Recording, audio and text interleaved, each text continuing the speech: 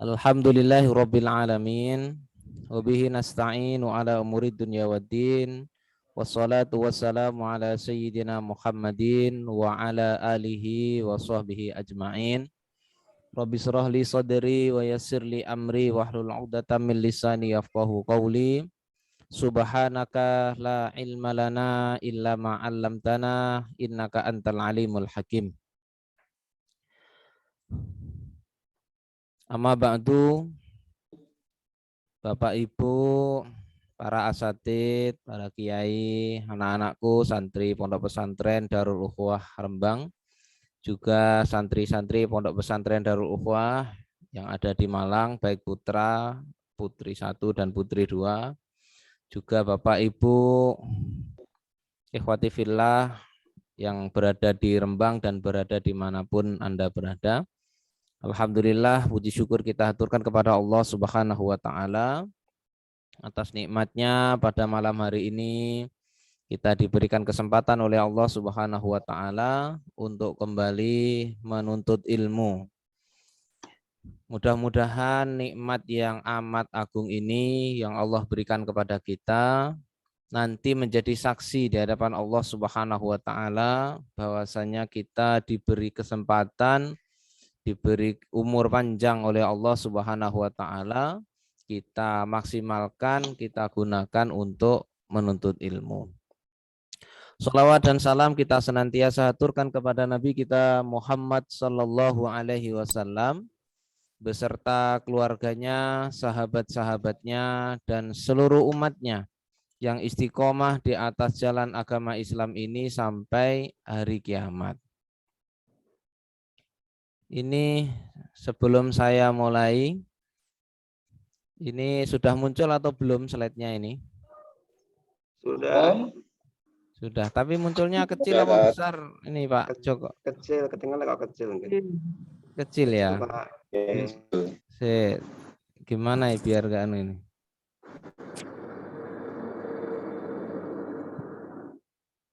Ini sudah besar kayaknya ini ya.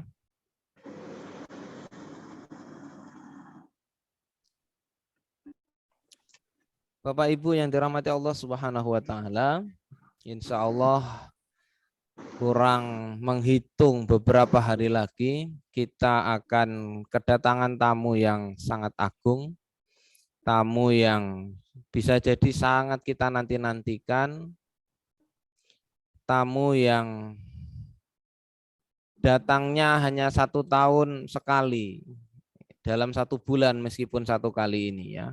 Ya mudah-mudahan tamu yang agung ini nanti bisa kita sambut dengan sambutan yang sangat meriah. Sehingga tamu ini itu pergi pulang itu membawa kesan yang baik. Membawa kesan kepada kita yang menjamu tamu tersebut tidak mengecewakan. Kalau tamu itu pulang dengan rasa kecewa karena jamuan kita yang kurang bagus, khawatir ya. Kita tahun depan itu tidak mendapati tamu itu. Khawatir tamu itu tidak mau berjumpa dengan kita karena sambutan kita yang biasa-biasa saja. Sambutan kita kurang meriah, kurang berkesan. Maka dari itu pertemuan kita pada malam hari ini dalam rangka mempersiapkan untuk menyambut tamu yang sangat agung. Sehingga kita nanti punya kesempatan untuk bisa bertemu kembali dan dirasa pantas untuk menyambut tamu Ramadan ini. Bapak Ibu yang dirahmati Allah Subhanahu wa Ta'ala, di antara kita ada yang usianya sudah, kalau saya 30 sekian, 30 berapa saya ini? Saya 34 tahun lah kurang lebih ya. 34 tahun mulai diajari puasa bapak saya itu umur 7 tahun. 7 tahun itu ya anak SD itu sudah diajari puasa untuk puasa setengah hari. Kalau seumpama saya puasa dari umur 7 tahun sampai ke 34 ini berarti saya puasa sudah berapa tahun ini? 27? Oh, sudah 27 tahun saya ini berpuasa ternyata. Di antara Bapak Ibu yang hadir di sini mungkin ada yang lebih sepuh. Ini tak anu dulu ya, tak ngapunten saya mute semuanya aja nggih. Di antara Bapak Ibu di sini mungkin ada yang usianya lebih sepuh dari saya, ada yang 50 tahun, ada yang sudah hampir 70 tahun, berarti lebih lama berpuasanya. Sekarang saya ingin mengajak merenung kepada kita semuanya. Kira-kira puasa kita yang sudah berjalan bertahun-tahun itu tadi, kira-kira membekas enggak dalam kita? Kira-kira bekas dari puasa kita yang sudah bertahun-tahun, kalau bagi anak-anak yang usianya masih 13-14 tahun, kira-kira puasa 7 tahun tadi itu apa? Apanya? Asarnya dari kita berpuasa itu apa? Nah, ini kan perlu kita renungkan di situ. Apakah hanya yang kita kesankan, aduh nanti paling lapar, aduh paling nanti haus, aduh paling nanti lemes. Kan begitu ya kalau puasa. Atau ada hal-hal yang sangat menggembirakan ketika kita berpuasa. Oh enak, kita berpuasa itu pasti ibu masaknya enak-enak. Ada kolak pisang, ada es sirup. Itu buah-buahan penuh di meja kalau lagi berbuka. Atau hanya sekedar seperti itu saja. Atau ada hal lain yang justru menjadikan kita berkesan. Sehingga puasa itu benar-benar dinantikan, dan kita merasa asik ketika kita melakukan puasa itu. Seasik kita menikmati hidangan ketika berbuka ataupun sahur. Ketika minum es, Masya Allah, seger sekali setelah seharian panas gitu kan ya. Setelah makan, meskipun makannya nasi, lauknya hanya tempe, enaknya luar biasa kalau berpuasa. Ya kan begitu. Berarti puasa itu yang kita inginkan sampai menikmati puasa itu.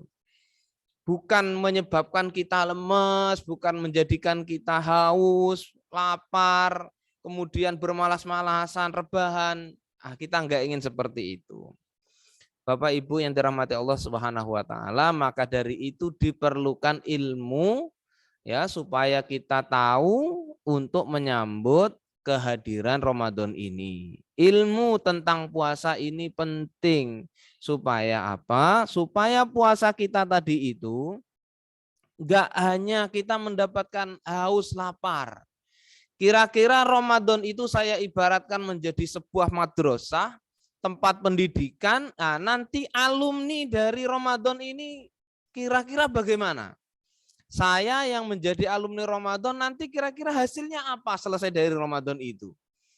Nah, kalau di dalam hadis kan disebutkan man shoma ramadhana imanan wahtisaban ghufira lahu ma taqaddama min dambihi. Berarti alumninya tadi itu jelas.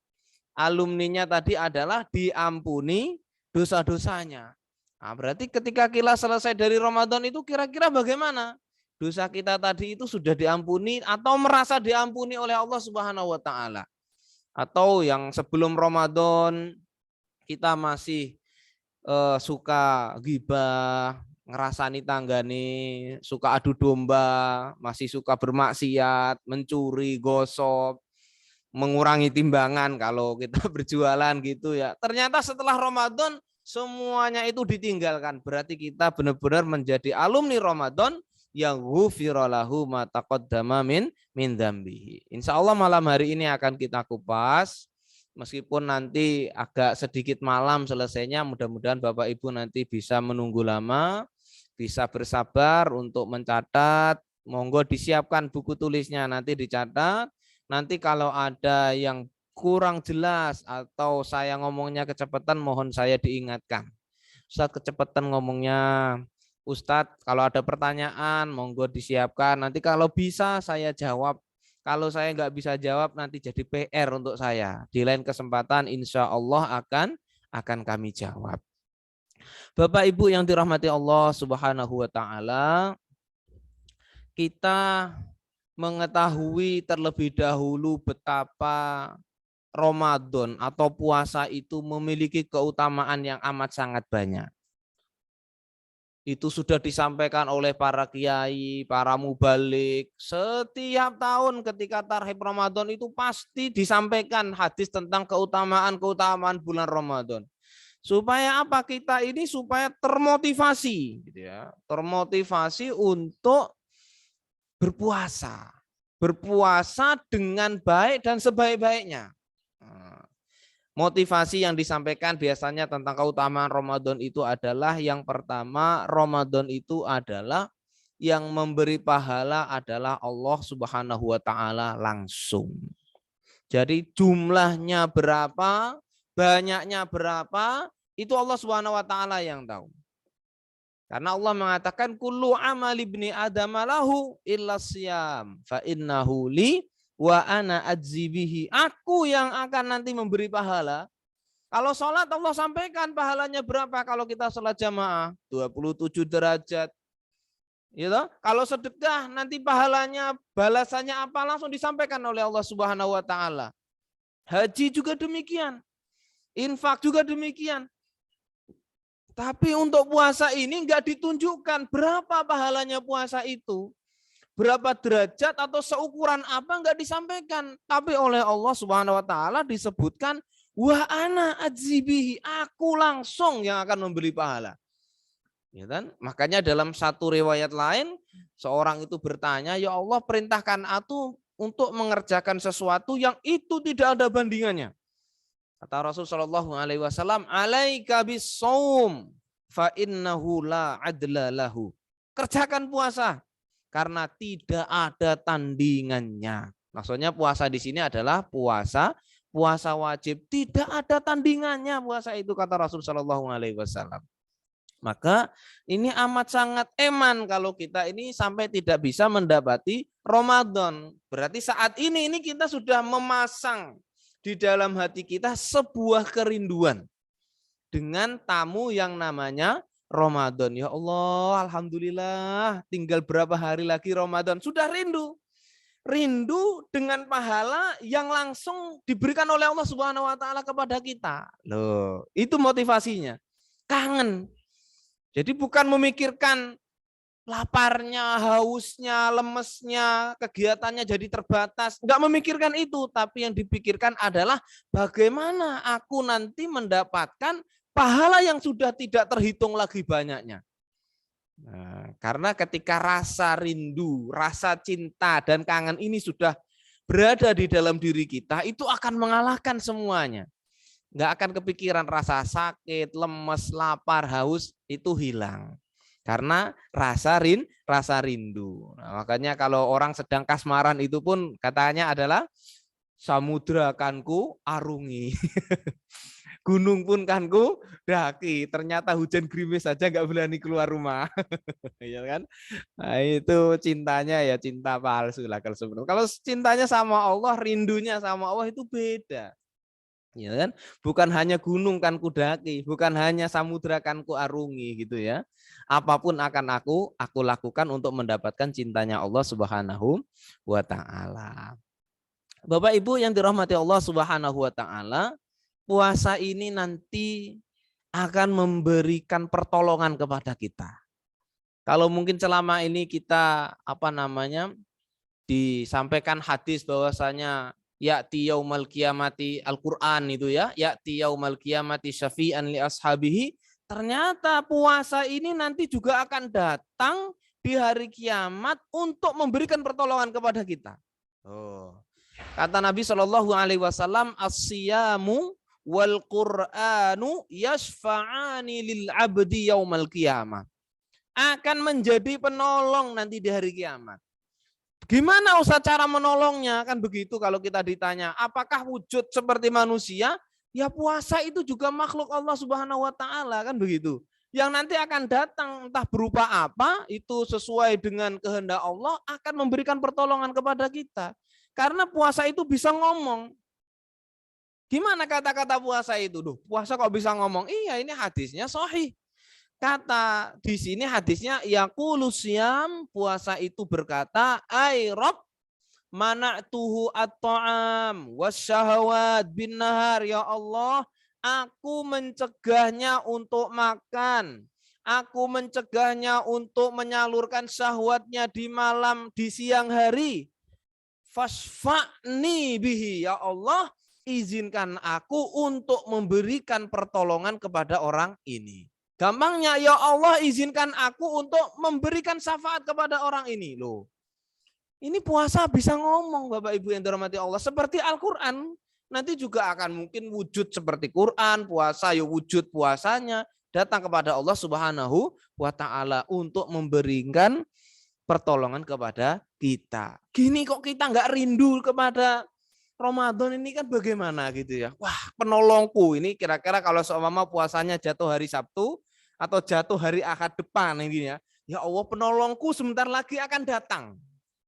Kan gitu motivasi kita kan. Sebentar lagi penolongku nanti akan datang. Makanya kita rindu untuk menyambut Ramadan. Loh, begitu motivasinya. Karena amalan kita ini, Bapak Ibu yang dirahmati Allah Subhanahu wa Ta'ala, kalau mau kita hitung benar-benar itu ya mungkin tidak cukup lah untuk menjadikan kita ini masuk surga. Karena kalau mau hitung-hitungan jujur ya, sholat kita itu loh berapa menit. Ya, paling lama berapa menit kalau kita sholat. Ya kalau jamaah di sini bisa 10 menit satu sholat itu. Tapi kalau sholat sendiri di rumah berapa menit? 2 menit.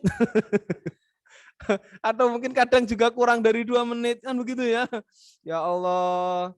Nah itu seperti itu gambarannya kalau kita beribadah lah. Kalau kita hanya berhitung ibadahnya sedikit itu ya gimana jaminan kita nanti masuk surga. Nah kita berharap puasa ini nanti datang kepada kita, memberikan pertolongan kepada kita. Nah, ini motivasi yang kedua, rindu akan mendapatkan pertolongan dari bulan Ramadan. Bapak Ibu yang dirahmati Allah Subhanahu wa Ta'ala, motivasi yang kedua, bahwasanya bulan Ramadan ini disampaikan oleh Rasulullah Shallallahu Alaihi Wasallam, qad ja'akum syahrun mubarak, iftaradallahu alaikum siyamahu. Telah datang kepada kalian bulan yang sangat mulia. Diwajibkan kepada kalian untuk berpuasa. Yang di dalamnya tuftahu fihi abwabul jannah. Ini sudah masyhur, hadis ini pasti disampaikan setiap tarhib Ramadan. Tapi ada sisi yang ingin saya sampaikan di sini. Tuftahu fihi abwabul jannah wa tughlaqu fihi abwabul jahim. Pintu-pintu surga dibuka, pintu-pintu neraka ditutup. Ini bisa berartinya arti hakiki memang pintu-pintu surga dibuka selebar-lebarnya, pintu-pintu neraka ditutup serapat-rapatnya. Wa taghullu fihi sayatin, para setan itu diikat, dibelenggu oleh Allah Subhanahu wa Ta'ala. Ini juga bisa berarti hakiki, setan benar-benar terikat. Tapi juga bisa berarti majazi. Pintu surga itu dibuka selebar-lebarnya, maksudnya kita dimudahkan untuk berbuat kebaikan di bulan Ramadan. Yang mana bulan di luar dari Ramadan, perbuatan amal soleh itu mau kita tuntaskan itu susah. Contoh nih ya. Kalau di luar Ramadan kita bisa menghatamkan Al-Quran sebulan berapa kali? Sebulan. 1 kali bisa? Di pondok aja empot-empotan kok 1 kali gitu ya. Apalagi yang kita berada di rumah. Tapi kenapa ketika bulan Ramadan itu kita bisa khatam sampai 3 kali, 4 kali, 5 kali, 6 kali. Bahkan ada yang sampai 10 kali. Itu ibarat tuftahu abwabul jannah. Kita mengerjakan amal soleh, amal kebaikan itu mudah. Orang bersedekah itu mudah sekali mengeluarkannya. Bahkan berlomba-lomba. Gitu ya. Di pinggir jalan bagi-bagi takjil. Sholat raweh, ada yang bagi-bagi snack. Besok aku ya yang bawa snack sholat raweh. Oh setelah kamu saya ya yuk. Gitu ya. Setelah kamu saya dijadwal aja wes kalau gitu. Rebutan untuk membawa kebaikan. Berlomba-lomba ketika bulan Ramadan. Yang mana ketika di luar dari Ramadan nggak seperti itu. Gitu loh. Berbeda ketika Ramadan. Rebutan orang itu berbuat baik. Wah, tughlaqu fihi abwabul jahim wa taghullu fihi syayatin, itu juga kiasan bahwasanya ketika bulan Ramadan itu berbuat keburukan itu benar-benar sulit, terminimalisir. Karena apa? Pintu-pintu keburukan tadi itu nggak dibuka selebar-lebarnya, selebar ketika di luar dari Ramadan. Tempat-tempat maksiat tutup. Siang hari warung-warung tutup. Meskipun di dalam ada orangnya kadang gitu ya. Nah, tapi tutup gitu ya. Kita mau berkelahi, mau bantah-bantahan gitu ya. Ingat, aduh saya ini lagi puasa. Mau memfitnah orang atau mau menggibah orang, ngerasani orang gitu ya. Ingat, wah saya ini sedang puasa. Itu berarti pintu keburukan itu benar-benar terminimalisir, dipersempit untuk kita itu. Sehingga kita tadi tersibukkan dengan amal-amal soleh. Nah, maka ini bukan arti sebenarnya. Kalau saya lebih cenderung kepada arti menurut pandangan Ibnu Qayyim rahimahullahu taala. Bapak Ibu yang dirahmati Allah Subhanahu wa taala, maka dari itu ada perhatian bagi kita di sini, terutama mungkin di antara kita. Jadi setelah ngaji dari sini nanti itu meskipun online gitu ya, kalau kita punya keluarga, terutama famili kita, ada anak kita, bapak ibu kita gitu ya, Pak Lek, Pak D kita, yang mana kok kalau bulan Ramadan itu tidak berpuasa, kita bisa mengingatkan. Karena ada ancamannya bagi orang yang tidak berpuasa. Karena puasa ini wajib, termasuk daripada rukun Islam. Kata Rasul Shallallahu Alaihi Wasallam dari jalan sahabat Ibnu Abbas radhiyallahu anhuma, ural Islamu wa qawaiduddin salasa. Ikatan-ikatan Islam dan kaedah-kaedah agama atau pokok-pokok agama itu ada 3. Dan di atasnya itu dibangun pondasi agama Islam. Man taraka wahidatan minhunna, barang siapa yang meninggalkan salah satu darinya, fahuwa biha kafirun. Loh, ini yang ngomong bukan saya loh ya.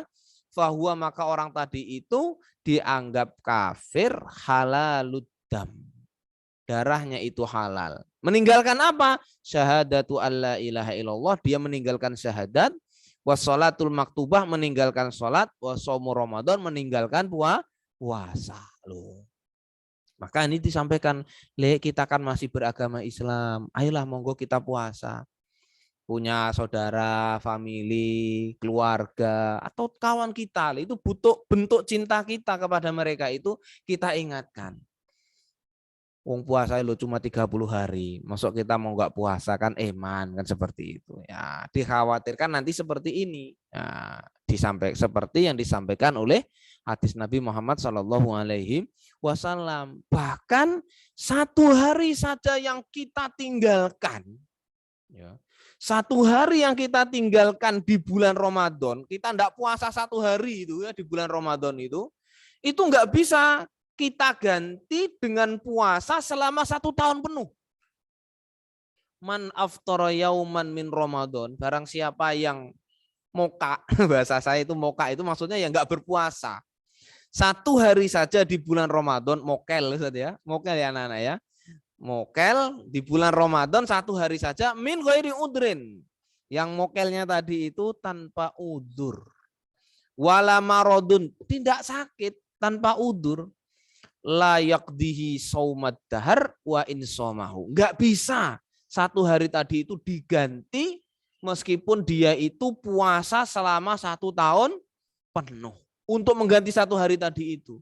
Karena pahalanya yang 1 hari tadi itu nggak terbatas, hanya Allah yang tahu. Makanya kalau kita ganti 1 tahun, nggak ada apa-apanya. Eman kan kalau kita nggak puasa? Ya kalau terawih mungkin, karena terawih tadi hukumnya masih sunnah. Kita nggak berjamaah enggak apa-apa, sholat sendiri di rumah enggak apa-apa. Kita tinggal berjualan waktunya terawih, nanti terawih sendiri di rumah, maafi muskilah. Tapi kalau puasa ini eman, jangan sampai kita tinggalkan. Ya, maka dari itu ini menjadi perhatian yang penting bagi kita. Bahkan kata Imam Az-Zahabi ya di dalam kitabnya, kalau nggak salah kitab Syiar A'lamin Nubala, beliau mengatakan wa indal mu'minina muqarrarun anna man taraka shauma ramadan bila maradin annahu syarrun minaz zina. Masya Allah, ini kok sadis banget gini Ustadz hadisnya. Ini bukan hadis, ini kata-kata ulama ya. Saya sampaikan ini kata-kata ulama. Imam Dhahabi mengatakan barang siapa yang meninggalkan puasa Ramadan bila maradin, tanpa udur yang sakit yang syar'i. Kata Imam Dhahabi, annahu syarrun minazina. Orang itu lebih buruk daripada pezina. Wa mudminul khamar, lebih buruk daripada orang yang suka minum minuman keras. Bal yasyukkuna fi islamihi, bahkan diragukan keislamannya tadi itu. Wah, orang ini Islam apa enggak sih? Kok enggak puasa loh, kan begitu.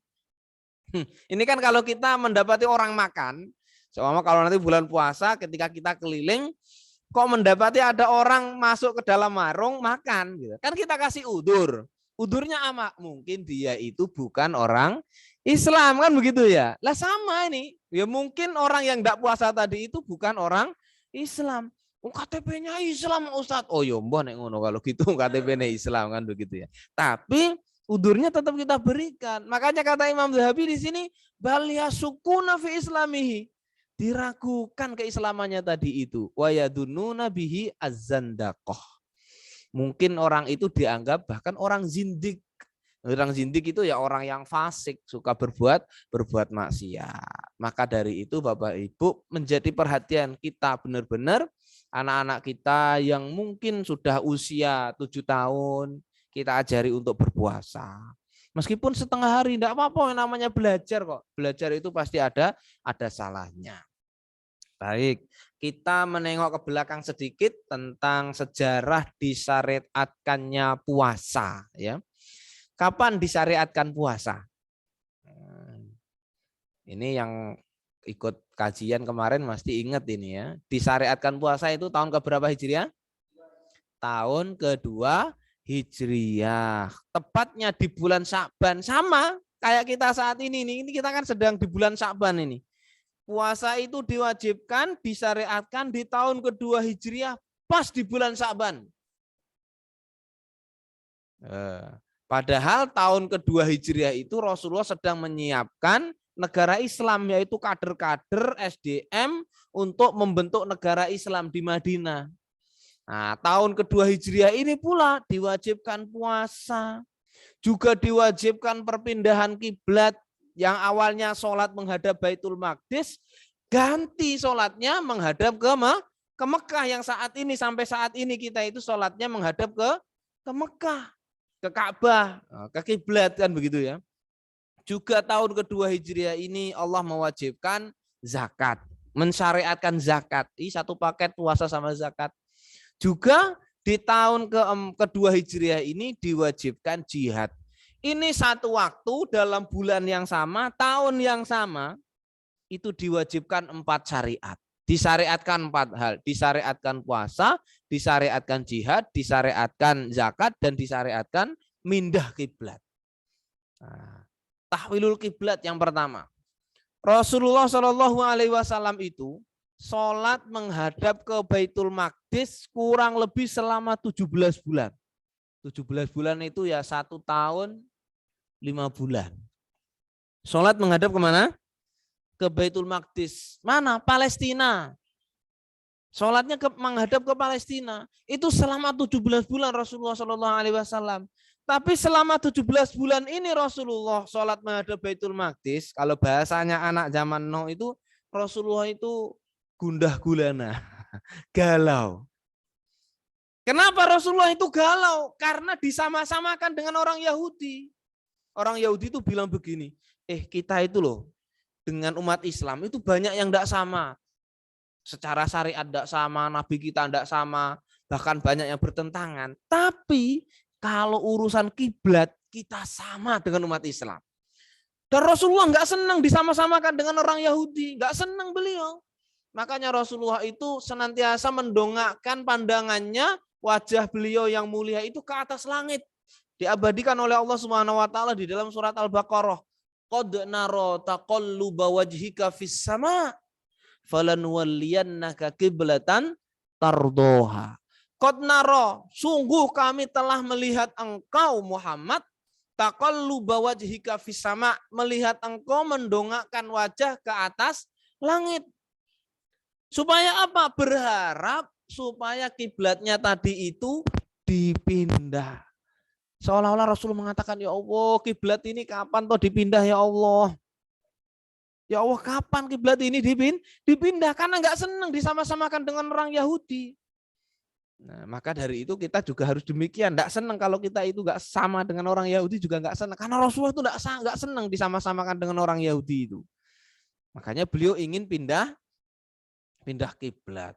Qad nara taqalluba wajhika fis sama falanuwalliyannaka kiblatan tardoha. Maka akan kami arahkan ke kiblat yang engkau ridhoi.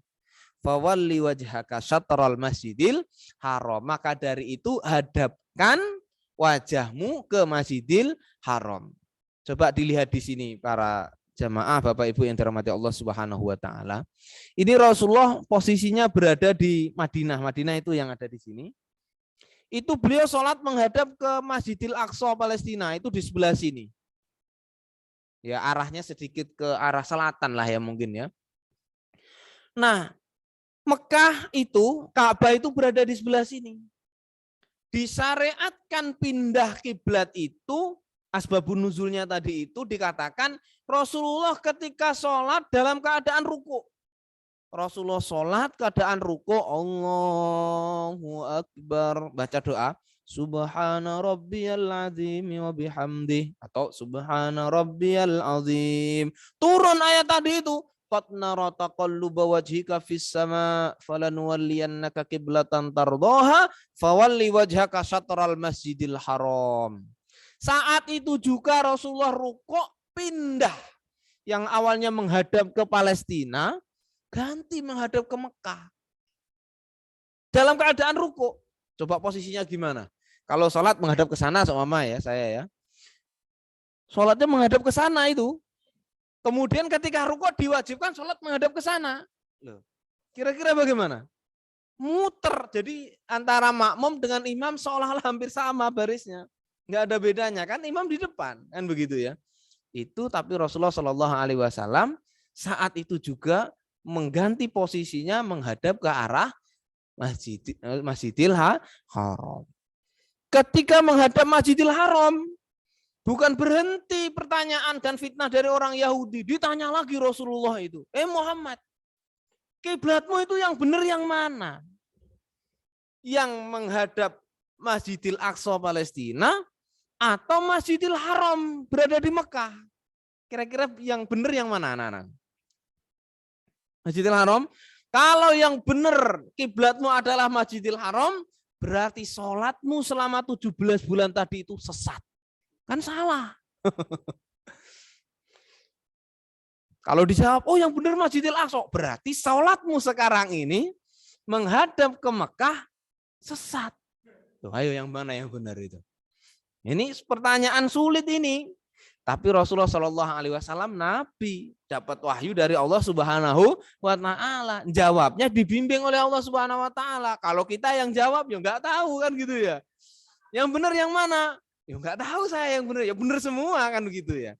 Dan jawaban Allah, Rasulullah Shallallahu Alaihi Wasallam saat itu adalah kullun min indi Rabbina. Semuanya itu berasal dari Allah Subhanahu Wa Taala. Berarti semuanya benar, gak ada yang salah.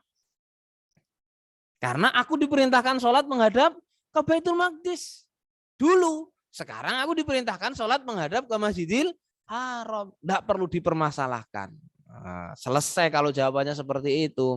Gak perlu pakai logika-logikaan yang mana yang benar, yang mana yang salah. Gak pakai seperti itu. Ma'asyiral muslimin, Bapak Ibu jamaah yang dirahmati Allah Subhanahu Wa Taala. Tadi disyariatkan yang pertama apa? Pindah kiblat. Syariat yang kedua di tahun kedua Hijriah di bulan Sa'ban juga disyariatkan zakat. Ayatnya bunyinya adalah khudz min amwalihim shadaqatan tutahhiruhum wa tuzakkihim biha wa shalli alaihim inna salataka sakanul lahum wallahu sami'un alim. Khudz, ambillah min amwalihim dari harta-harta kalian, harta mereka, sodakotan, yaitu berupa zakat atau sodakoh. Yang fungsinya adalah tutohiruhum wa tuzakkihim biha. Yang fungsinya membersihkan dan mensucikan harta.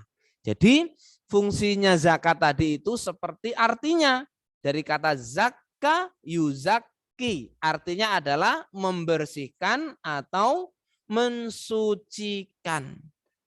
Yang disucikan yang bagaimana Ustadz? Yang disucikan adalah harta yang halal, bukan harta yang haram. Diingat. Yang disucikan, yang dizakati tadi itu harta yang halal, bukan harta yang haram.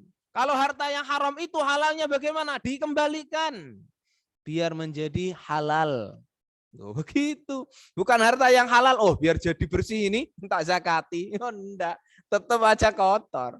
Karena harta yang halal nanti itu akan dihisap, harta yang haram itu nanti akan diadab.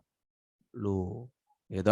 Harta yang halal yang kita dapatkan dari jerih payah kita, keringat kita itu nanti akan dihisap, ditanya oleh Allah, min aina, kaifa, dari mana kamu dapat harta ini? Bagaimana kamu menginfakkan, mentasarufkan hartamu, membelanjakan untuk apa itu ditanya yang halal. Kalau yang haram nggak usah ditanya, wah lempar aja itu. Udah sana tarik aja ke neraka, nggak usah dihisap, ngapain harta haram? Sudah jelas sumbernya adalah kegelapan kan begitu, nggak usah dihisap.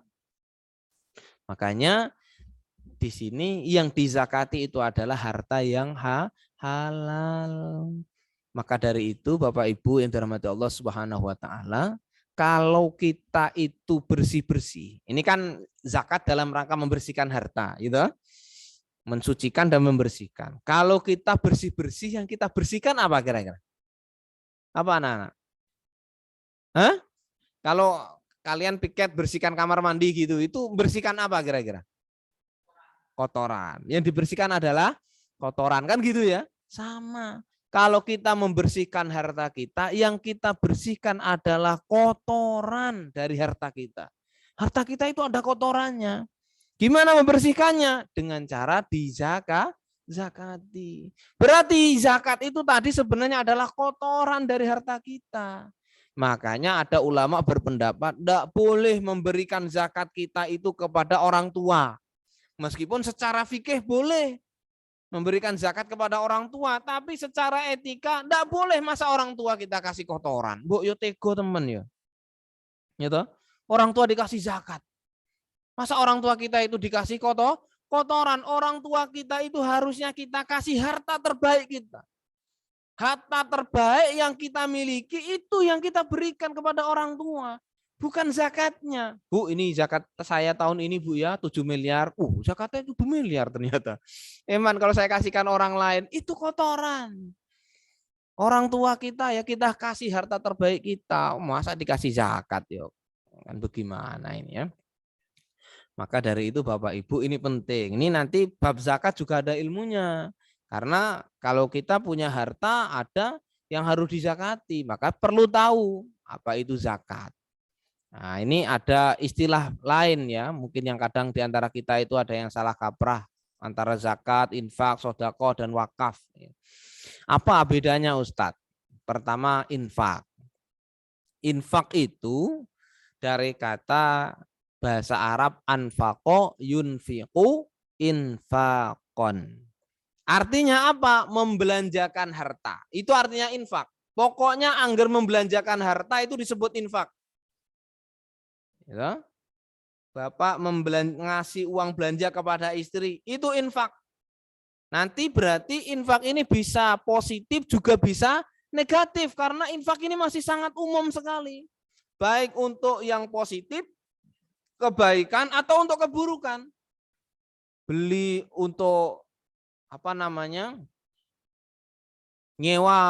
Untuk nyewa preman, ya infak. Gitu. Beli minuman keras itu infak juga, karena infak karena artinya membelanjakan harta.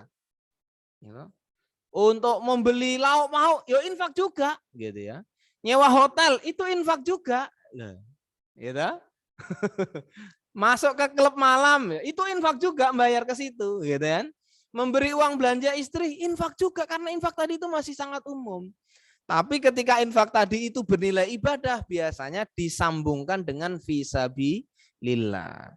Matsalul ladzina yunfiquna amwalahum fi sabilillah. Infak fi sabilillah. Wa anfiqu fi sabilillah. Ada infak disambut dengan fi sabilillah. Itu berarti infaknya bernilai kebaikan. Karena infak ini ya umum, memang umum. Contoh sama Bapak Ibu punya uang berlebih, jadi uangnya ATM-nya gendut sama bingung mau menginfakkan hartanya. Nggak usah bingung, banyak sekali yayasan-yayasan yang siap menerima gitu ya. Daripada digunakan untuk keburukan. Wah, uang saya ini banyak Ustadz. Tak belanjakan ini saja. Itu juga infak, tapi nggak fisabilillah. Kalau mau fisabilillah ditaruh di lembaga-lembaga pendidikan, di pondok pesantren, di lembaga-lembaga amil zakat dan lain sebagainya. Itu nanti infak kita menjadi fisabilillah. Nah, ini infak. Paham ya? Yang kedua adalah sodakoh. Nah, beda infak antara infak dan sodakoh. Kalau sodakoh itu kata Ar-Raghib Al-Asfahani adalah mayukhrijuhul insanu min malihi ala wajhil qurbah. Apa yang dikeluarkan oleh seseorang dalam rangka mendekatkan diri kepada Allah. Nah, dikeluarkan hartanya tapi niatnya untuk mendekatkan diri. Ini namanya disebut dengan sodakoh. Lebih khusus. Tapi hukumnya adalah sunnah. Sodakoh hukumnya sunnah. Dalam rangka apa? Mendekatkan diri kepada Allah. Itu sodakoh. Kemudian ada istilah yang ketiga adalah zakat. Apa itu zakat Ustadz? Zakat adalah ibadah di jalan Allah. Loh, saya garis bawahi. Yang pertama poinnya adalah ibadah di jalan Allah. Yang kedua, berbentuk harta finansial, khusus harta finansial. Harta apa saja? Nanti setelah ini saya jelaskan. Termasuk kewajiban, berarti zakat ini hukumnya wajib.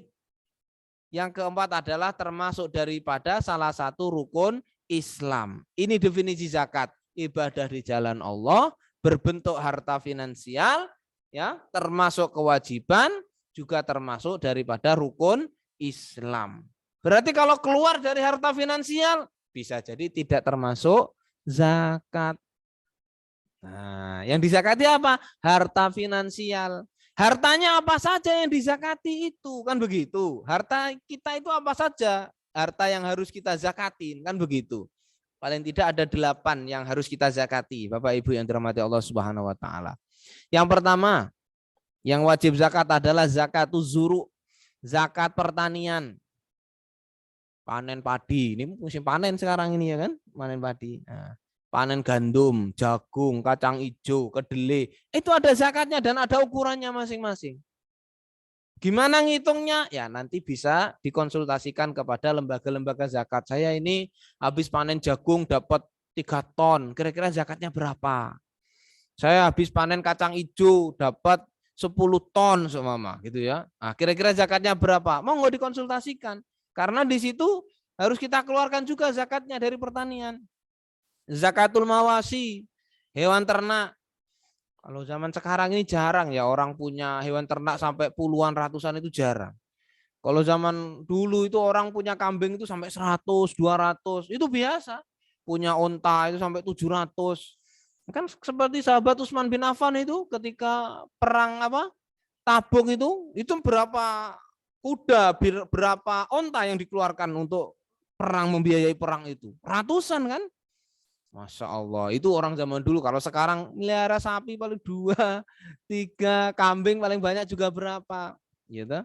Itu mawasi, ada zakatnya. Zahab wal fiddah, ada emas dan perak, juga ada zakatnya. Kemudian harta berbentuk uang, finansial, rekening, ATM, harta produktif, harta nggak bergerak, itu dikiaskan menjadi uang, dirupiahkan, dihitung nanti. Jumlahnya, nisabnya, kadarnya itu dikiaskan dengan kadar emas. Kalau emas nisabnya katakanlah sekarang ini nisabnya 86 gram atau 89 gram gitu ya. Berarti kalau 1 gram itu berapa sekarang harga emas? 1 juta. Ya, berarti nisabnya uang itu tadi adalah 89 juta. Saya bulatkan menjadi 90 juta. Kalau kita punya uang 90 juta, ya harus dikeluarkan. Nanti dihitung harta kita. Ada berapa uang di ATM saya? Wah, kan begitu. Bukan hanya uang, kira-kira apa? Tanah yang produktif. Dihitung ruko, punya hotel, ada zakatnya itu. Ya, nah itu harta uang dizakati. Kemudian perniagaan, zakatut tijaroh. Perniaga, jualan, Bapak Ibu ada zakatnya. Kemudian harta karun, nanti saya nyari arti yang tepat nggak tahu ini. Rikaz. Rikaz itu kita menemukan harta yang terpendam. Nah, ya bisa kalau orang nyebutnya sekarang ya harta karun gitu ya. Lagi membuat pondasi rumah gitu ya, ternyata tiba-tiba nemu satu gepok emas beratnya 3 kilogram. Wah, itu disebut dengan rikaz. Ada zakatnya. Kalau rikas itu saat itu juga, nggak perlu nunggu 1 tahun, nggak perlu ada haul, nemu saat itu juga dizakati. Ini kalau rikas. Kemudian ada zakatul ma'din, pertambangan. Banyak tambang sekarang kalau di Indonesia ini banyak yang punya tambang-tambang, ya itu dikeluarkan zakatnya. Yang terakhir adalah zakat fitrah. Ini harus dizakati.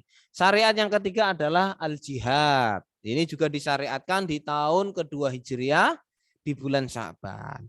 Kata Allah Subhanahu wa taala dalam Al-Qur'an, kutiba alaikumul qitalu wa huwa kurhul lakum.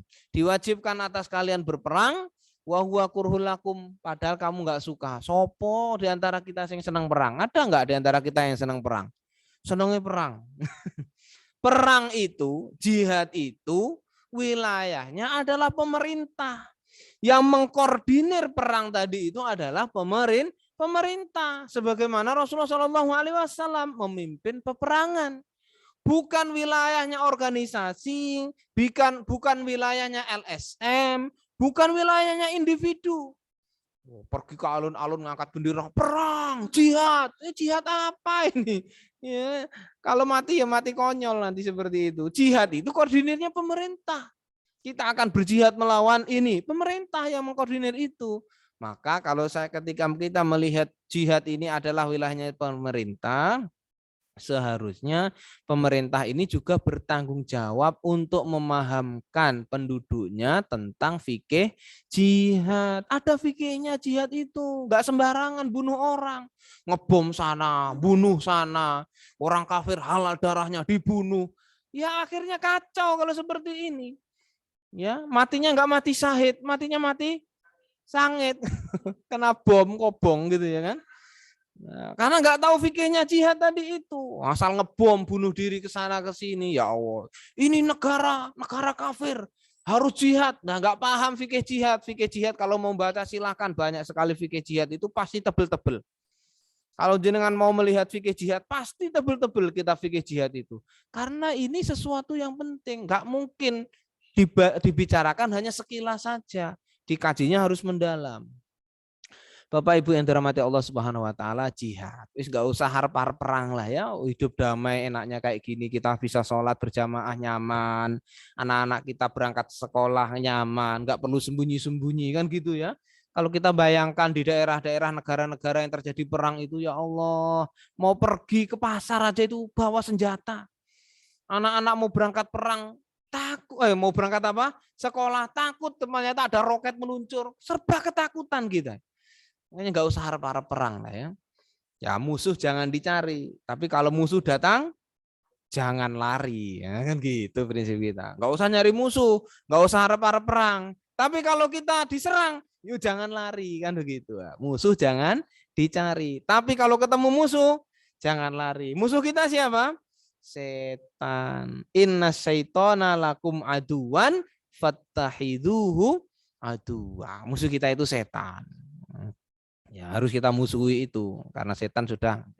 Baik, syariat yang keempat adalah puasa. Nah, ini Ini pembahasan kita malam hari ini tentang puasa. Tadi itu mukadimah gitu ya. Mukadimahnya aja panjang kayak gitu Ustaz ya. Oh, hampir 1 jam. Ini puasa. Baik, ayatnya tentang puasa dalilnya banyak, baik dari Al-Quran, As-Sunnah, Ijma, itu lengkap dalilnya. Saya kutip satu saja. Ya ayyuhalladzina amanu kutiba alaikumussyam kama kutiba alal ladzina min qablikum la'allakum tattaqun.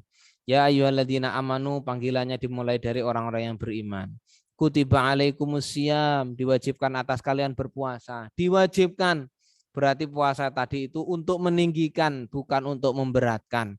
Karena puasa itu ringan bagi yang memiliki iman. Yuridullahu bikumul yusra wala yuridu bikumul usra. Kama kutiba 'alal ladzina min qablikum. Pada umat-umat terdahulu itu juga ada puasa. Setiap nabi juga ada syariat puasanya, tapi syariat puasanya tidak sama dengan kita. Contohnya syariat puasanya Nabi Daud. Nabi Daud itu syariatnya puasanya itu enggak sebulan, seumur hidup. Enggak sebulan 2 bulan, seumur hidup. Tapi puasanya sehari puasa, sehari berbuka. Sehari puasa, sehari berbuka. Itu Nabi Daud. Makanya di antara kita ada yang puasa Daud. Sekarang puasa, besok enggak, besok puasa, besok enggak, puasa enggak. Tapi seumur hidup syariatnya Nabi Daud itu. Enggak sebulan. Milih mana? Sebulan apa seumur hidup? Berat ternyata ya. Nah, itu syariatnya Nabi Daud. Kemudian syariatnya puasanya Siti Maryam, ibunda Nabi Isa alaihissalam. Puasanya apa? Falan ukallimal yauma insiya, aku gak akan ngomong sama orang. Itu puasanya Siti Maryam. Kalau kita disuruh pilih mana? Gak boleh makan, gak boleh minum, atau gak boleh ngomong. Puasa ngomong, kuat mana kira-kira kita? Saya yakin di antara Bapak Ibu sama anak-anak yang ada di sini gak akan kuat kalau puasanya gak ngomong gitu ya. Gatel ini mulut ini. Saya nggak ngomong kuat Ustadz, biar jari saya yang ngomong. Ngetik jarinya buat status. Gimana itu ya? Nggak kuat kita. Kemudian di agama Katolik itu juga ada puasanya. Puasanya juga beda-beda. Ada yang puasanya nggak boleh makan daging, puasanya nggak boleh minum air, puasanya khusus hari apa, khusus hari apa. Nggak sama seperti kita. Umat Yahudi juga ada puasa. Puasanya tidak sama dengan puasa kita, beda. Puasanya mereka itu nggak boleh makan ini, nggak boleh makan ini, semalam suntuk, 2 hari puasa full. Ada yang seperti itu, cuma 2 hari, tapi nggak boleh makan, nggak boleh sahur, nggak boleh buka. Kalau umat Islam ringan puasanya, cuma 30 hari dalam 1 tahun. Boleh buka, boleh sahur, gitu. Waktunya pendek, dari terbit fajar sampai terbenam matahari. Kalau di Indonesia ini berapa jam paling puasa kita? Pendek kan? Pendek. Ya mungkin kalau yang dekat dengan kutub utara sana di daerah Moskow panjang puasanya sampai 19 jam. Kita paling berapa jam? Anggaplah puasa dari jam 4 sore sampai jam 6 malam. Jam 4 pagi sampai jam 6 malam.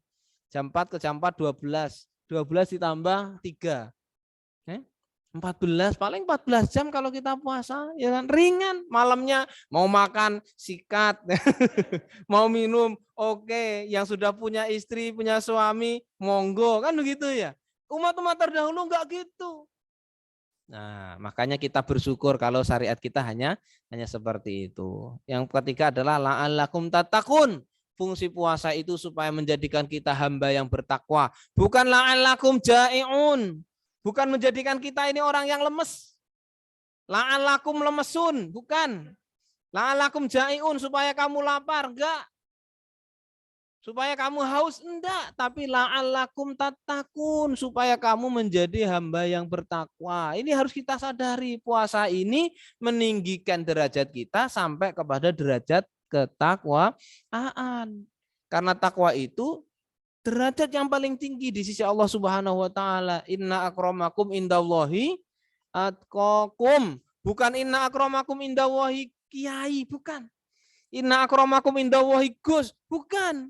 Inna akramakum indallahi ustad, bukan. Tapi inna akramakum indallahi atqakum. Bisa jadi di antara anak-anak di sini lebih bertakwa kepada Allah dibandingkan ustad.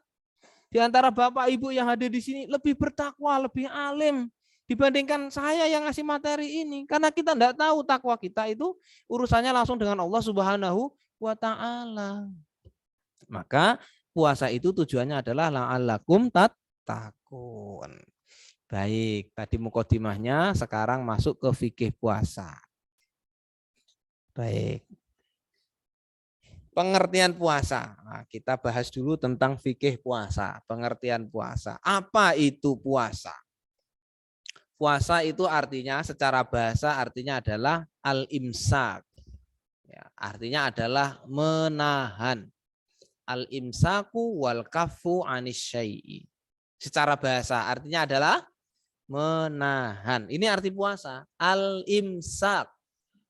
Menurut istilah, puasa itu artinya adalah al-imsaku naharon. Menahan di siang hari anil muftirat dari hal-hal yang membatalkan. Biniyatin min ahlihi dengan niat ibadah. Min tulu'il fajri ila ghurubis syamsi, dimulai dari terbitnya fajar sampai terbenamnya matahari. Ini dari definisi ini kan sudah jelas kita ya. Yaitu menahan di siang hari dari hal-hal yang membatalkan dengan niat yang khusus. Gitu. Dimulai kapan? Dari terbitnya matahari, terbitnya fajar, mohon maaf. Dari terbitnya fajar sampai terbenamnya matahari. Jadi rentan waktunya mulai dari kapan? Dari terbitnya fajar. Terbit fajar ini kapan? Waktu sholat subuh, adzan subuh itu terbit fajar. Itu namanya disebut dengan fajar shodiq. Sudah dari definisi aja ini sudah jelas rentan waktunya. Min tulu'il fajri ila ghurubis samsi. Monggo silakan dicari dari kitab-kitab fikih manapun, definisi puasa itu artinya al-imsaku anil muftirati min tulu'il fajri ila ghurubis samsi. Itu rentan waktunya puasa. Nanti kita bahas tentang apa itu imsak. Paham ya dari definisi puasa ini? Nah, kita masuk tentang hukum-hukum puasa.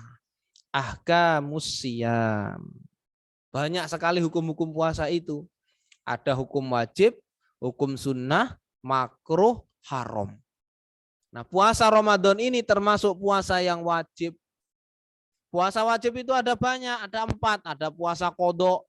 Kalau kita meninggalkan 1 hari, udzur, nggak puasa, maka wajib qodho. Qodho ini hukumnya wajib. Puasa nadar. Nadar ini juga wajib. Di antara bapak, ibu, atau anak-anak ada yang punya nadar.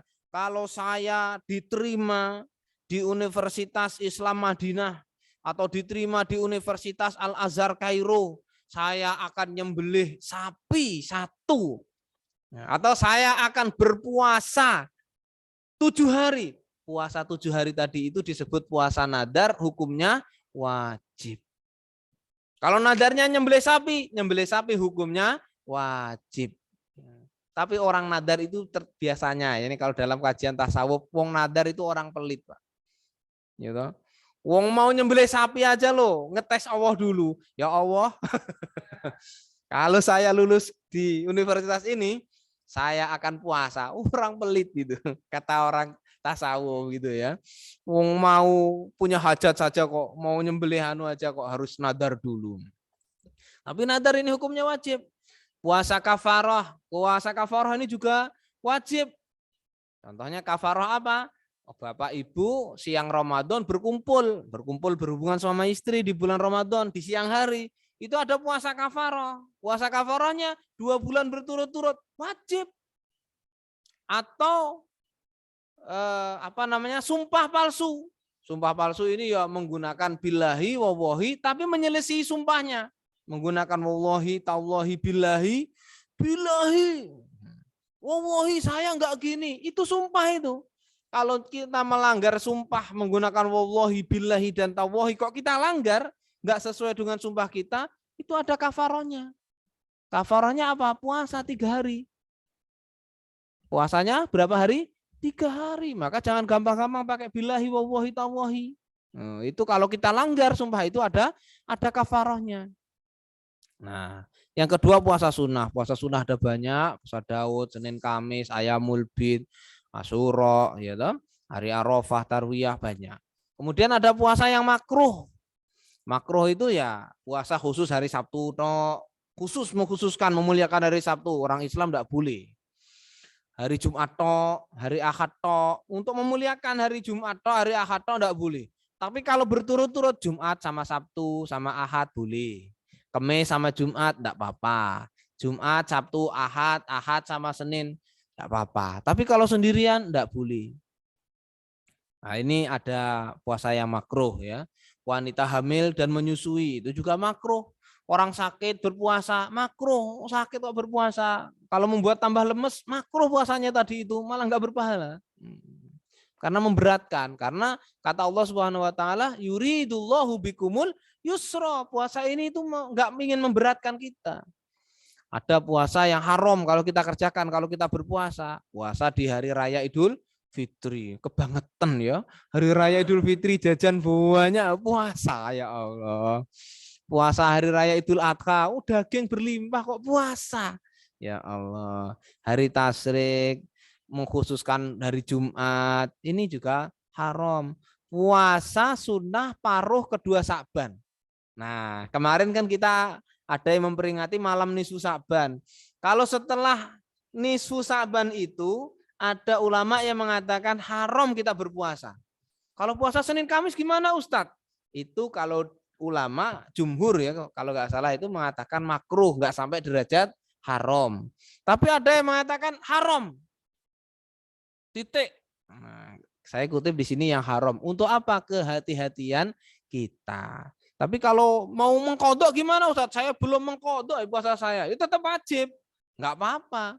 Karena ada hadis yang mengatakan itu. Ibunda Aisyah mengkodok puasanya di bulan Sya'ban. Nah, tapi di separuh ya, setengah kedua dari bulan Sya'ban itu enggak usah puasa. Nah, sunnahnya seperti itu, enggak usah puasa.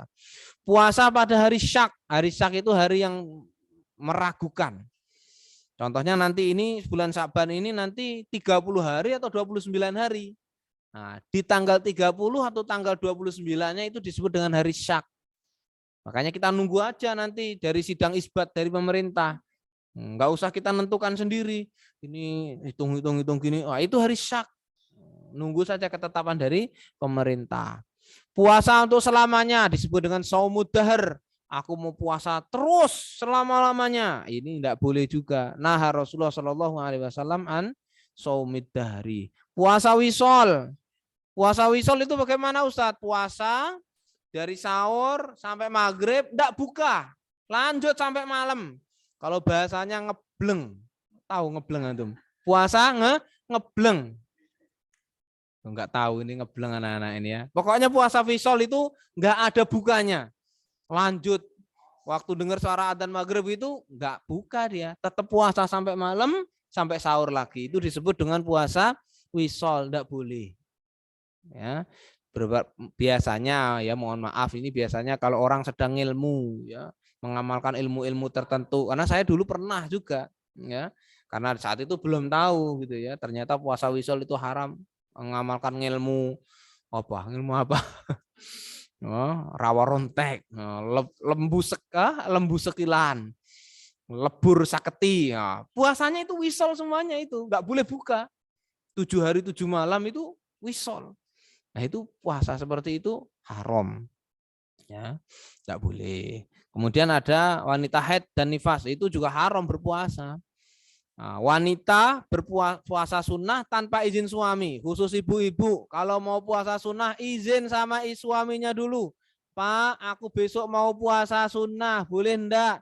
Enggak, ya jangan puasa. Kalau suaminya bilang enggak, kalau ibu-ibu puasa, puasanya jadi haram itu. Kalau puasa kodok gimana Ustadz? Ya beda. Puasa kodok itu puasa wajib. Yang di sini dimaksud puasa sunnah. Karena nggak tahu kadang siang-siang suami itu ya jaluk kan gitu ya. Nah, kalau ibu-ibu puasa, Pak saya lagi puasa, nggak ada jatah, ya kan seperti itu berdosa. Melayani suami itu hukumnya wajib berpuasa sunnah, itu hukumnya sunnah, namanya juga puasa sunnah. Taib, ini hukum-hukum puasa. Taib. Surutu wujubis syam, syarat-syarat wajib puasa. Orang-orang ini wajib melaksanakan puasa ketika syarat-syarat ini terpenuhi. Apa saja? Dia sebagai orang Islam, Muslim, sudah balik, berakal, nggak gila, sehat jasmani, mampu untuk melaksanakan, tidak dalam perjalanan, suci dari haid dan nifas. Keenam syarat, ketujuh syarat ini harus terpenuhi semua. Satu di antara syarat ini gugur, dia tidak wajib berpuasa. Muslim, tapi belum balik. Wajib puasa apa enggak? Enggak. Muslim, balik, tapi gila. Wajib puasa apa enggak? Enggak wajib.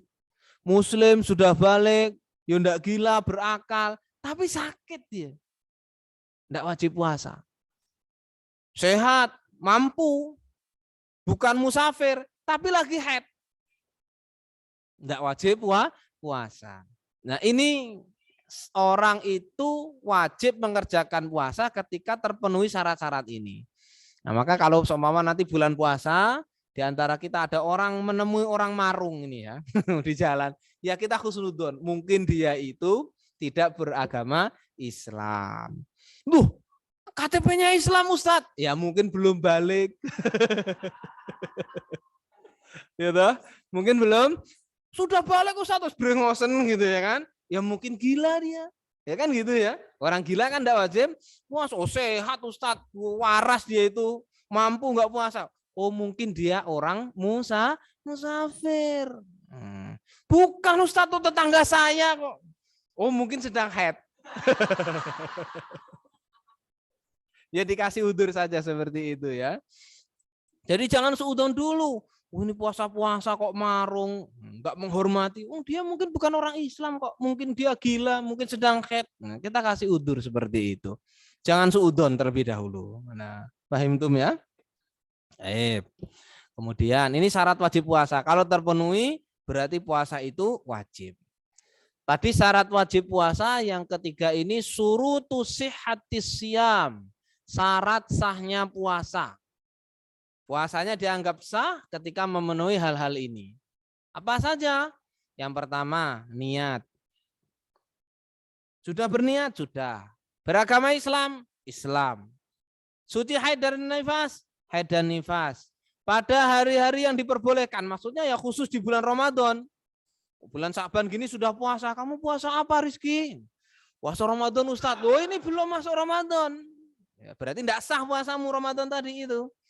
Ya, sah itu kalau sudah niat, beragama Islam, suci dari haid dan nifas, dan di hari di waktu yang diperbolehkan. Nah, ini saya bisa jawab kalau sama mama panjenengan tanya, Ustadz puasa saya sah apa enggak? Tadi malam niat apa enggak? Niat saya. Anda muslim apa enggak? Muslim. Sedang haid atau nifas apa enggak? Enggak. Sekarang di bulan Ramadan, oke, sah puasanya. Bisa jawab saya. Nah, paham ya? Nah, ini syarat sahnya puasa. Kira-kira di antara 4 ini anak-anak lengkap apa enggak? Di antara ini, Bapak Ibu lengkap apa enggak? Niat? Ya nanti kan ya, belum Ramadan ini masalahnya ya. Tapi nanti puasa kita itu dianggap sah ketika memenuhi 4 hal ini. Ini syarat sahnya puasa. Yang keempat, arkanus syam. Rukun-rukun puasa.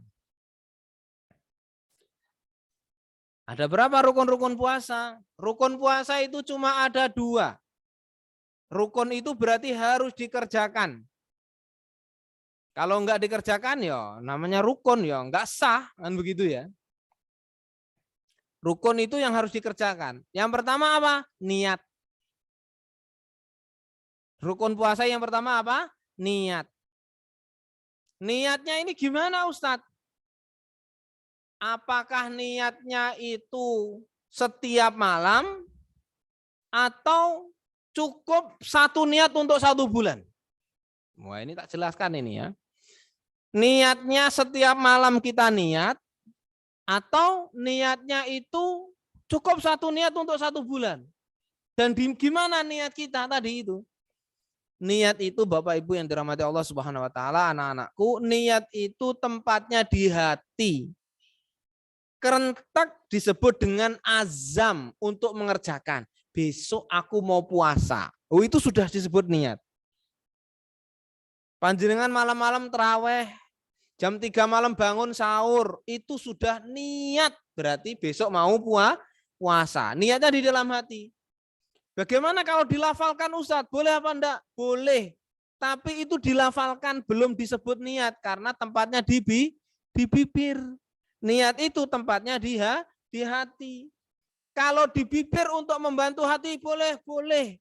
Mengucapkan nawaitu shauma ghadin an ada'i fardhi syahri ramadhana untuk membantu hati boleh. Tapi kalau hanya niat nawaitu shauma ghadin di lidah tok tapi hatinya enggak niat, ya berarti tidak disebut dengan niat. Nah, paham ya? Niat itu tempatnya di mana? Di hati, bukan di bibir. Kalau dilafalkan untuk membantu hati, boleh. Terus pertanyaan kedua, niatnya itu setiap malam atau cukup satu niat untuk 1 bulan? Karena niatnya tadi kan nawaitu shauma ghadin an ada'i fardhi syahri. Fardhi syahri selama 1 bulan. Yang bagus itu niatnya setiap malam. 1 hari 1 niat. Bukan 1 niat untuk 1 bulan. Karena apa? Kalau niat kita tadi 1 untuk 1 bulan, kalau 1 hari saja kita batal berpuasa, berarti 1 bulan tadi itu batal. Karena niatnya kita cuma 1 untuk 1 bulan. Beda kalau tiap malam kita niat, tiap malam niat, besok niat. Kalau batal puasa kita hari itu, cuma hari itu tok. Ya, makanya yang membolehkan niat 1 untuk 1 bulan itu adalah mazhab Maliki. Adapun jumhur, mazhab Syafi'i, Hambali, dan Hanafi, itu niat harus 1 hari 1. Kapan niatnya itu? Niatnya itu sebelum terbitnya fajar. Paling tidak di malam hari. Makanya kalau ada tradisi setelah sholat tarawih itu dipandu niat, itu bagus supaya niatnya tidak terlewat. Tapi jangan sampai kita nggak niat kemudian nggak puasa. Ditanya, kok nggak puasa kenapa Bu? Saya nggak niat tadi malam Pak Ustadz. Tarawih apa enggak? Tarawih. Sahur apa enggak? Sahur. Tarawih sama sahur itu sudah niat, berarti jenengan besok mau puasa. Nah ini kan kejadian seperti itu. Gitu. Orang kita tanya, kenapa enggak puasa? Karena enggak niat. Ya Allah. Padahal malamnya tarawih. Padahal ya sahur dia dong. Karena lupa agak niat katanya. Dia itu sahur itu loh, besok niatnya apa coba? Niatnya kan mau puasa dalam hati itu. Nah, itu azam, disebut azam. Contoh kayak kita ibu-ibu pakai mukena, sajadahnya digelar. Itu niatnya mau apa kira-kira? Mau sholat kan nggak mungkin. Mau ngapain Bu? Mau buat pecel loh. Pakai mukena.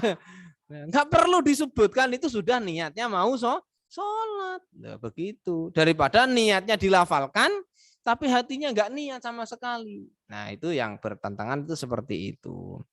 Nah, niat ini bagian daripada rukun. Makanya kalau niatnya ini batal, berarti puasanya batal. Nah, paham ya? Saya uruskan gini. Contoh, nanti nah ini sedang puasa ini, sudah niat puasa. Tapi punya niat gini, nanti kalau ada kiriman makanan ke rumah, mau tak batalin puasaku. Ngomong gitu mau dibatalin, batal saat itu juga. Berarti sudah niat membatalkan puasa, batal puasanya. Karena niat itu termasuk rukunnya puasa. Makanya jangan pernah berniat membatalkan puasa kalau siang hari. Enak tak batalin aja lah puasa saya, berat ini kayaknya panas. Batal saat itu juga gitu loh. Karena punya niatan ingin membatalkan puasa. Nah, yang kedua adalah menahan, al-imsak. Menahan dari apa? Enggak makan, enggak minum, enggak berhubungan suami istri. Itu menahan. Bahasa Arabnya al-imsak. Makanya ada istilah imsak. Kalau biasanya 10 menit sebelum adzan subuh. atau 15 menit sebelum adzan subuh gitu kan diumumkan imsak, imsak. Itu maksudnya peringatan. Peringatan supaya kita jangan makan dulu, jangan terus makan gitu ya. Sebentar lagi mau masuk waktu terbit fajar. Makanya ditahan makannya. Masih boleh makan enggak Ustaz? Masih boleh. Karena waktunya puasa itu min tulu'il fajri. Dimulai dari terbitnya matahari. Imsak itu rambu-rambu. Enggak Ustaz, saya kalau sudah imsak enggak mau makan, enggak mau minum. Ya bagus, enggak apa-apa. Itu bagus berarti hati-hati. Nah, kan begitu ya. Kalau mau terus makan sampai adzan subuh, ya enggak apa-apa. Tapi kalau sudah dengar adzan, berhenti, jangan makan, jangan minum. Kecuali yang ada di dalam mulut, dikunyah, diselesaikan, ditelan. Begitu. Itu artinya imsak. Jadi rukunnya cuma dua, niat dan menahan. Menahan dari apa? Makan, minum, dan memenuhi syahwat atau menyalurkan syahwat. Oh, jam 9. Yes. Lanjut sedikit lagi ya. Saya tak minum dulu. Bismillahirrahmanirrahim.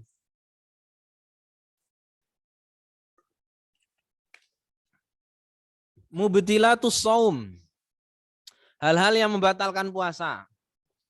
Nah, kita harus juga tahu jangan sampai sesuatu yang tidak membatalkan puasa kita anggap membatalkan puasa. Karena nggak tahu ilmunya. Apa saja yang membatalkan puasa ini? 1. Ada 4 keadaan batal puasa. Ini yang pertama ya. Keadaan di mana kita melakukan hal yang membatalkan puasa karena lupa. Kalau karena lupa, tidak batal. Bangun pagi karena mungkin masih awal-awal puasa. Biasanya kalau jam 7 itu kan sarapan, bangun pagi, buka rice cooker, nyuendok gitu ya, kasih kuah, makan.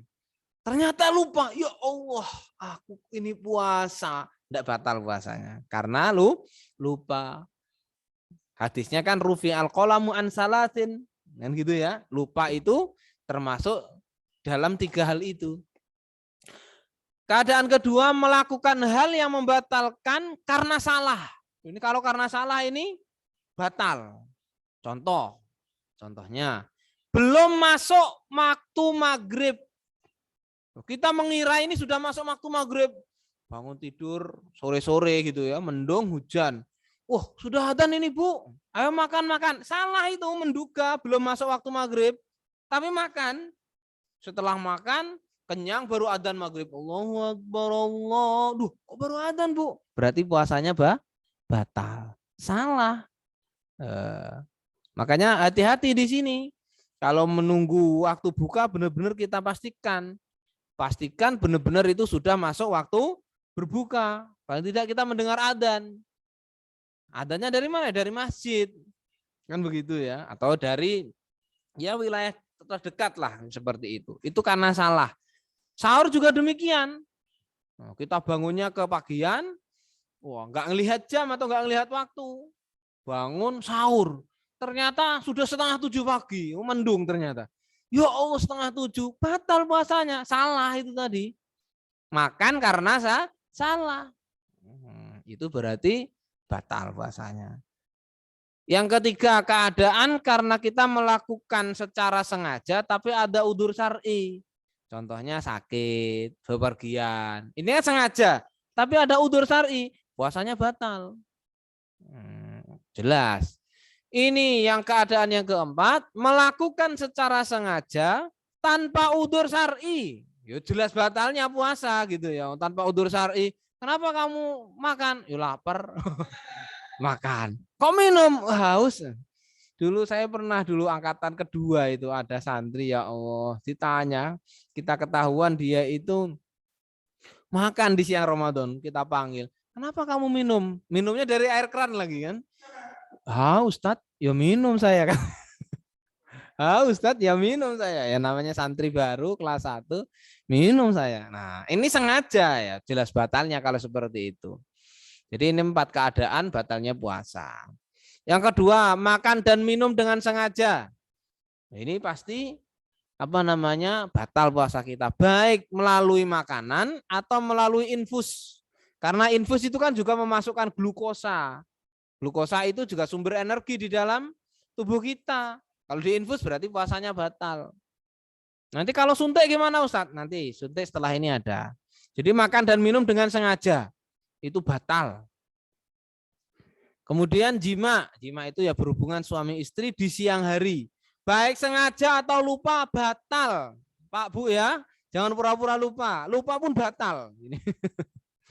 Ya, berhubungan suami dan istri di siang Ramadan batal.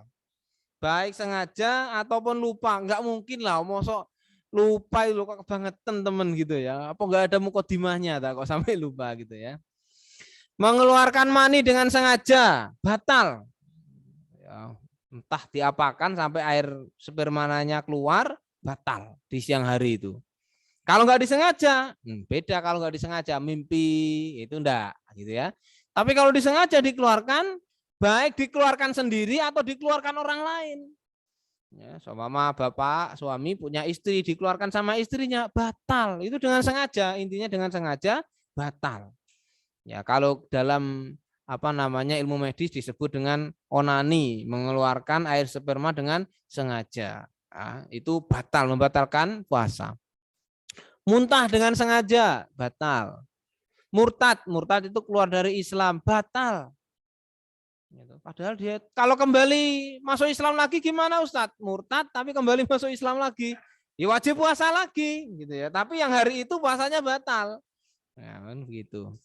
Mendapat haid atau nifas. Siang hari haid. Ya, puasanya saat itu batal.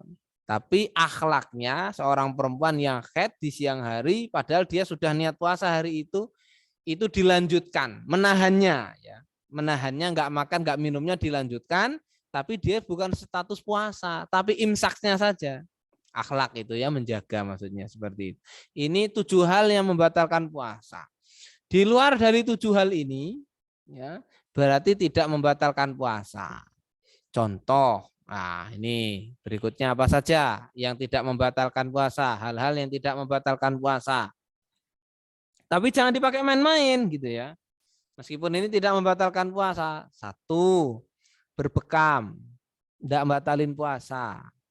Tapi kalau berbekam ini menjadikan kita lemes. Habis dibekam biasanya kan orang lemes, pusing, pengen muntah, kan ada itu. Jadi nggak usah bekam kalau seperti itu. Ya, Faris ya, nggak usah bekam. Ya. Nah, kalau puasa boleh itu meskipun itu masih di ikhtilaful ulama ya. Kemudian menelan dahak. Bukan menelan ludah loh ya, menelan dahak, tahu dahak kan ya? Gitu. Nah, itu kalau ada dahak ya dikeluarkan. Itu ikhtilaf ulama di situ. Itu yang B, masalah yang disepakati tidak membatalkan puasa. Mimpi keluar mani, siang hari tidur, bangun-bangun celananya basah ngompol, tidak batal puasanya. 2, menggunakan celak, pakai celak, obat tetes mata, semprot asma. Mungkin di antara panjenengan ada yang punya penyakit asma harus pakai semprot asma. Itu enggak batalin itu, enggak batalkan puasa. Meskipun itu masuk ke kerongkongan. Karena itu kan bukan 1 tetes, 2 tetes, 1 teguk kan enggak. Nah, itu enggak membatalkan puasa. Bersiwak, gosok gigi, berkumur, istinsyak, enggak batalin puasa selama enggak ditelan. Bersiwak, berkumurnya pakai es degan Ustadz, ya beda gitu. Kumurnya pakai es kelapa Ustadz, ya beda, itu enggak berkumur, itu minum itu namanya. Berkumur ya berkumur pakai air putih. Mandi, berenang enggak batalin puasa selama enggak keminum airnya. Kentut di dalam air batal enggak Ustadz? Enggak. Kentut di dalam air itu enggak batalin puasa. Ya, enggak batalin. Berenang kemasukan telinga saya, kemasukan Ustadz. Itu enggak nyampe ke perut itu airnya itu. Enggak batalin puasa. Bersihkan hidung, bersihkan telinga. Enggak batalkan puasa. Ya, paham ya? Enggak batalin puasa. Gosok gigi, enggak batalin puasa. Kemasukan asap. Kemasukan asap ini bukan disengaja merokok gitu ya. Contoh kita dalam berkendara, di situ di lampu merah macet, itu kan asap banyak, maksud kita nggak mau bernafas, pasti kan bernafas kan, debu, asap, gitu ya, atau aroma-aroma wangi, itu kalau tanpa disengaja dan itu nggak bisa kita hindari, nggak membatalkan puasa. Kalau disengaja, ya batal. Mulutnya dihadapkan knalpot seumpama gitu ya, ya batal puasanya. Ya. Kemudian giginya copot, enggak batal. Suntik, vaksin itu enggak batalin puasa. Tapi kalau suntiknya berupa infus, infus itu kan glukosa, memasukkan makanan, ya berarti batal. Tapi kalau hanya suntik, seumpama sakit harus disuntik gitu ya, ya itu enggak batal puasanya. Mencicipi makanan, namanya mencicipi sedikit, ya, itu ada hadisnya, diriwayatkan oleh Imam At-Tirmidzi. Ya, enggak batalin puasa, cuma 1 tetes dicicipin. Kalau nyicipinnya 1 sendok ya enggak ngicipin itu namanya, ya toh? Ya batal. Nyicipin Ustaz 1 gelas. Enggak nyicipin. Waduh, manis apa enggak ya? 1 gelas. Oh, kurang nih. Wah, 2 gelas. Itu enggak nyicipin namanya itu, ya. Kalau nyicipin makanan enggak apa-apa, ibu-ibu kalau masak sore supaya makanannya enggak keasinan atau kurang asin atau terlalu pedas, kurang pedas, dicicipin boleh. Ya toh? Tapi tidak ditelan. Yang namanya mencicipin ya sedikit, secukupnya. Sedikit itu ya sedikit lah. Cukup kita rasakan, oh enggak asin, itu pun diludahkan kembali kan begitu ya. Puasa dalam keadaan janabah, ini tidak batal puasanya. Contoh di antara anak-anak malamnya mimpi basah. Mimpi basah, sahur, ketiduran, bangun jam 8 pagi, belum mandi junub ini, belum mandi besar, tidak batal puasanya. Atau bapak ibu malamnya habis olahraga gitu ya, sama mama, sahur lupa, nggak mandi, gitu ya, bangun-bangun jam 9 pagi, masih dalam keadaan junub, tidak batal puasanya. Jadi dalam keadaan jinabat itu tidak membatalkan puasa. Jadi dianggap kenapa belum mandi tadi malam enggak puasa akhirnya. Nah, ini salah kaprah. Taib. Al-qadha wal fidyah. Ini bab tentang qadha dan fidyah. Qadha itu mengganti puasa. Kalau fidyah itu menebus dengan berupa benda, ya, bukan dengan puasa. Ada orang-orang yang di situ wajib mengqadha juga hanya cukup membayar fidyah saja. Contoh, anak kecil enggak puasa, enggak usah diqadha, enggak usah bayar fidyah. Orang gila nih ya, kalau enggak puasa, enggak diqadha, enggak usah bayar fidyah. Punya, mohon maaf, di antara keluarga kita masih menjadi beban kita, ternyata ada yang enggak penuh, enggak jangkep 100%. Enggak perlu bayar fidyah orang gila itu. Juga enggak perlu diqadha, nanti kalau orang gilanya sembuh, kamu gila 23 tahun. Harus diganti puasanya. Enggak perlu. Nah, orang gila enggak usah. Tapi kalau gilanya disengaja, pura-pura gila supaya enggak wajib puasa, ya wajib diqadha. Tapi tanpa bayar fidyah. Orang sakit yang ada harapan sembuh, sakit ya cuma panas, pusing, sakit gigi, itu kan masih ada harapan sembuh. Kalau enggak puasa, qadha. Tapi orang sakit yang enggak ada harapan sembuh, Masya Allah sudah sakit, mengkis-mengkis, nafasnya itu tinggal Senin sama Kamis gitu ya. Wah, ini enggak ada harapan sembuh itu. Ya enggak usah diqadha, enggak ada harapan sembuh, tapi dia harus membayar fidyah. Orang tua renta itu kan kadang ya enggak kuat kalau disuruh berpuasa. Ya cukup bayar fidyah. Musafir, orang bepergian, qadha, tapi enggak usah fidyah. Orang hamil, nah ini orang hamil ini kasusnya sendiri. Orang hamil dan menyusui, kalau dia khawatir akan dirinya sendiri tanpa anaknya, gitu ya, tanpa janin yang dikandungnya, maka dia hanya mengqadha tanpa membayar fidyah. Kalau khawatir akan dirinya dan bayinya, dua-dua, wah saya ini kalau nggak makan nanti saya lemes, kasihan anak saya lagi menyusui, atau kasihan janin saya yang ada di perut.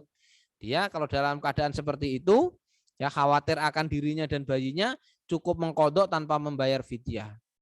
Tapi kalau khawatir, waduh kalau saya nanti nggak puasa, kasihan janin saya, kasihan anak saya nggak bisa minum susu. Tapi dia nggak khawatir pada dirinya, dia wajib mengqadha, juga wajib membayar fidyah. wajib 2. Nah, ini kalau ibu-ibu hamil ya. Itu yang khawatir pada bayinya saja. Orang haid, orang nifas, dia tidak wajib membayar fidyah, tapi wajib mengqadha. Nah, di antara anak-anak nanti saya di mana ya? Nanti bayar fidyah. Fidyahnya apa? Ya memberi makan 1 hari 1 orang miskin. Ya, memberi itu bayar fidyahnya. Kalau kita rupiahkan kira-kira memberi makan orang itu 20.000 sudah cukup apa belum? Kalau dirasa kalau di daerah Rembang, di Malang kan beda-beda gitu ya. 20.000 cukuplah untuk makan nasi Padang, ya sudah 20.000 itu cukup untuk mengganti fidyah. Kalau di Jakarta 20.000 kurang, ya 50.000. 50.000 itu untuk mengganti puasanya tadi itu, membayar fidyah.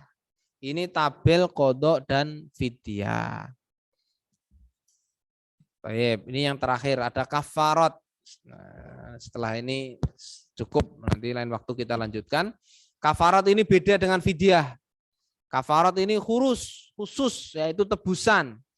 Khusus bagi orang yang melakukan hubungan suami istri di bulan Ramadan.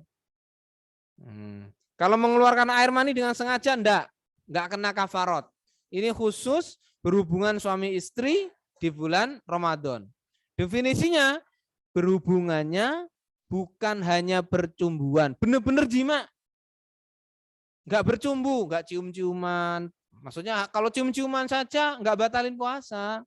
Berpelukan, bermesraan, enggak batalin puasa. Benar-benar jima.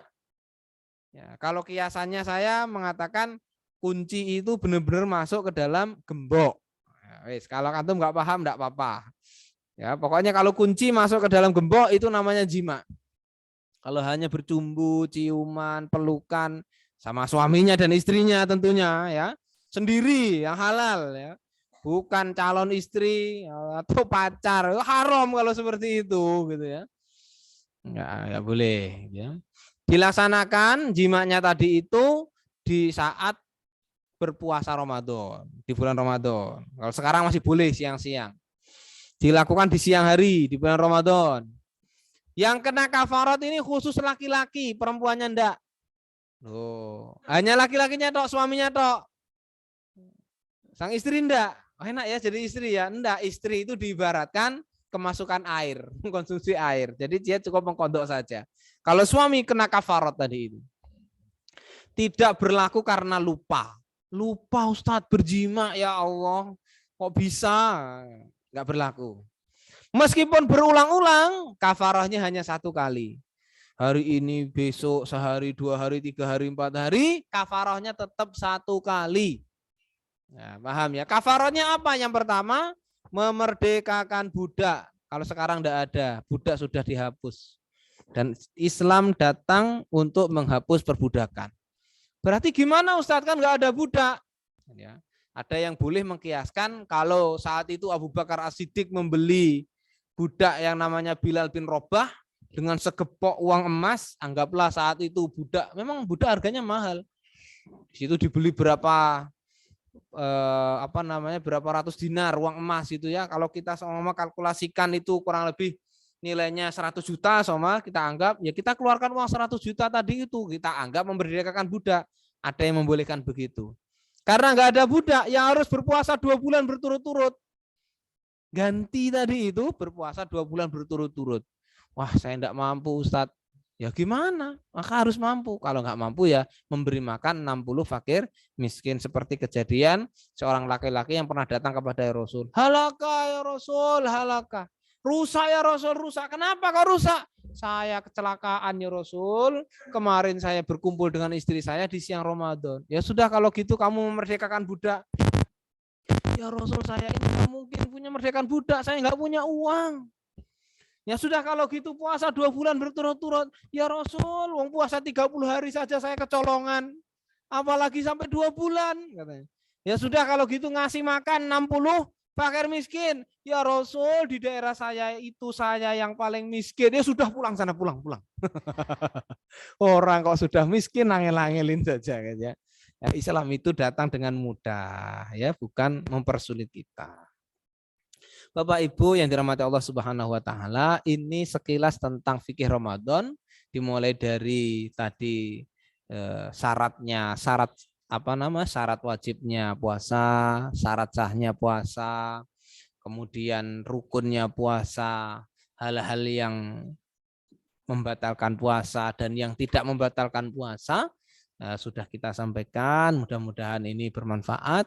Kalau ada yang kurang jelas, ada yang perlu ditanyakan, monggo boleh disampaikan, diketik atau langsung komen ya. Tafadhol. Aku lu qouli hada astaghfirullah li wa lakum fastaghfiruhu innahu ghafurur rahim. Wassalamualaikum warahmatullahi wabarakatuh. Waalaikumsalam warahmatullahi wabarakatuh. Syukron jazakallah Ustaz Saiful atas penyampaian materinya. Baik, acara selanjutnya adalah tanya jawab. Jika ada yang mau ditanyakan, mungkin kita batasi saja waktunya. Ini 5 menit dari sekarang. Monggo kalau bapak-bapak atau ibu-ibu yang mau tanya, silahkan bisa dinyalakan mic-nya atau chat. Monggo.